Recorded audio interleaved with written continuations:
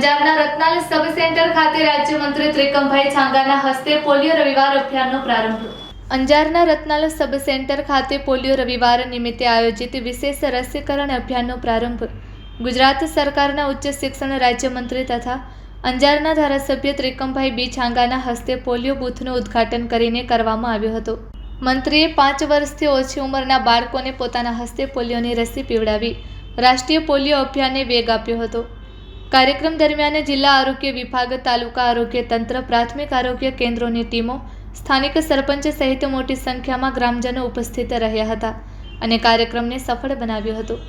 તાલુકાભરમાં polio રવિવાર અભિયાનને સફળ બનાવવા Anjar taluka incharge health officer doctor એન.ડી. વર્માના માર્ગદર્શન હેઠળ કુલ 340 આરોગ્ય વિભાગની ટીમો કાર્યરત છે, જે વિવિધ પોલિયો બૂથ તેમજ ઘર ઘર જઈ 5 વર્ષથી ઓછી ઉંમરના બાળકોને પોલિયોની રસી પીવડાવવાની કામગીરીમાં જોડાઈ છે.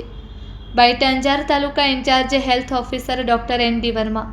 Report by Bharti Makhijani, Anjar. આ પોલિયો કાર્યક્રમ આજે અંજાર તાલુકાની વાત કરું તો ટોટલ 340 ટીમો રૂરલમાં અને અર્બન લઈને 440 ટીમો કામ કરી રહી છે.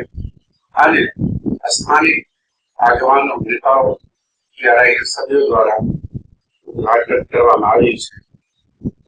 આપનું લક્ષ્યાંક 32,000 બાળકો છે, જે આપે એચીવ કરવા છે. અને આજે 80 થી 90% બાળકોને સારું કામ કરવા માટે આપે છે.